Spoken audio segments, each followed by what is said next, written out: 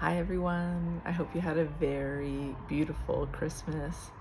I pray you were surrounded with love and joy and have great memories that you can look back on fondly, because it's always about the experiences, the memories created um, that we draw back on. It's not like the stuff and the material things um, that create those forever memories. And so I just hope that you had just some really, really great memories created with you and loved ones. And as I say that,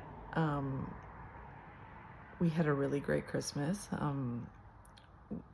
My husband just recently had a knee replacement surgery 2 weeks ago, so we didn't do a lot. We had a really nice time.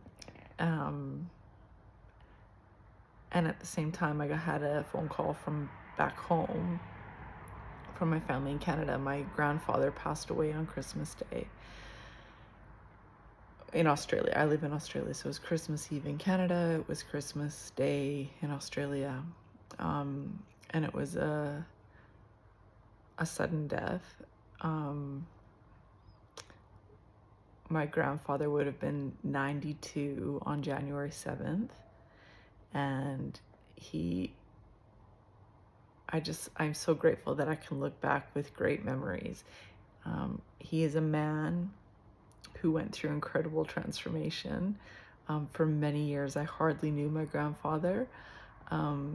If he did show up to visit, he would just show up the spur of the moment, and he just wanted to be around my dad, and he wouldn't talk to any of us, his grandkids or my mom, or so it was really hard to get to know him, and he wasn't a very positive man. However,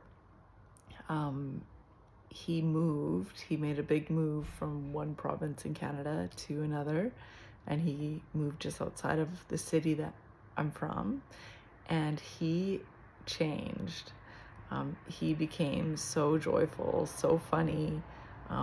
You could talk to him, you could sit down. I just loved going for breakfast and getting to know him. And I remember phoning him and just saying, "Grandpa, I'm so glad that you moved back, that I get to know you." And when I called him to tell him that, I had said, "Hey, how are you? What are you up to?" And he said, "Oh, I'm just doing my workout. I do push-ups and sit-ups every day." And that was when he was in his late 80s. And I'm like thinking, yeah, you can tell he's fit. So he would walk a lot and do push-ups and sit-ups every day. He was just awesome. But I just have so many great memories of him. And the day he passed away, he went for breakfast. And then after breakfast, he kind of stumbled and fell, and then he was gone. And a week ago, by the grace of God, my parents had gone and visited him, and I had just FaceTimed them, and they were there. And so I got to talk to him on the phone and see him. And so that was a week. I got to see him the week on video, a week before he passed away. But with that visit with my parents that he had, he kept talking about him passing away. And he was asking them, will you be sad if I passed away? Would it be okay if I pass away? And they came away from that visit thinking, wow. They even told me about it. He talked a lot about passing away. And the week later, he passed away. And so my husband and I were talking, saying, like, you hear this sometimes where people, it's like they know. And my grandfather, in the last couple years, he got like dementia that came on really suddenly. He was good and then just turned. And so in this last visit, he was like really clear-minded, and he remembered who my mom was. And I was, he was more engaging with me on the phone. And so my husband and I were just saying, like,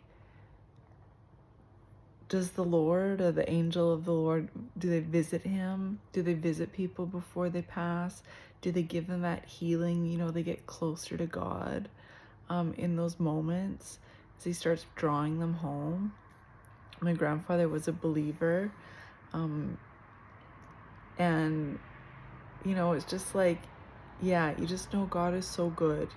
And even when people aren't believers and they pass away, I trust that God shows up and he meets them. Even if it's at the last moment of their life, he meets them and says, you know, come home, come to me through Jesus. And so, yeah, it's just something to reflect on and wonder. And maybe you have some stories that you could share in the comments. If you had a family member, somebody you know, it's like, but they knew right before that they'd be passing away. They just knew. It was really, really interesting. But create memories, surround yourself with people, give people second chances if they want to turn themselves around. I'm one of those people. My grandfather was one. I'm so grateful I got to know him. And that he opened himself up to be known, to be allowed to be known. And so, yeah, just create those memories, be surrounded with loved ones, and create memories that count, because that's what we get to draw on to keep people kind of, I don't want to say alive, but their memory alive is those good memories together. So be blessed.